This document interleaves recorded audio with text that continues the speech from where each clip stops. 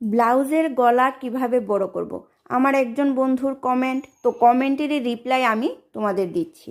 দেখো, এটা হলো আমার একজন কাস্টমারেরই ব্লাউজ, তো এই গলাটা বড় করব। তো প্রথম কাজ হলো ব্লাউজটাকে ডাবল করে ফোল্ড করে নেওয়া। দেখো, আমি কিন্তু পেছনের পার্টটা কিন্তু ডাবল করেছি, আর সামনের পার্টটা এই সাইডে এনে নিয়েছি যাতে কাটা না পড়ে। এটা আছে 6 ইঞ্চি, তো আমি রাখবো 4 ইঞ্চি, আধা ইঞ্চি বেশি রাখবো সেলাইয়ের মার্জিনের জন্য।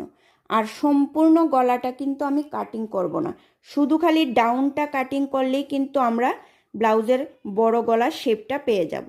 তো এখানে গলার যে পট্টিটা বেরোবে কাটার পর, পট্টির সাথে কিন্তু আমরা পট্টির কাপড়টা জয়েন করে তারপর মুড়িটা ভেঙে সেলাই করে দিলেই কিন্তু আমরা ব্লাউজের গলাটা বড় শেপে পেয়ে যাব। কিন্তু বড় শেপ করার পর একটা প্রবলেম হবে, কাঁধ থেকে পড়ে যাওয়ার। তো কাঁধ থেকে পড়ে যাতে না যায় এর জন্য আমরা ডুরি লাগিয়ে নেব, তাহলেই সমস্যার সমাধান হয়ে যাবে। তো এটা গেল পট্টির ক্ষেত্রে। যদি পাইপিং লাগানো থাকে বা লেস বসানো থাকে, তো প্রথম কিন্তু আমরা এইভাবে কাটিং করলে হবে না। আমরা কাঁধের সাইড থেকে আগে লেসটা বলো বা পাটটা বলো এটা খুলে তারপর কাটিং করব।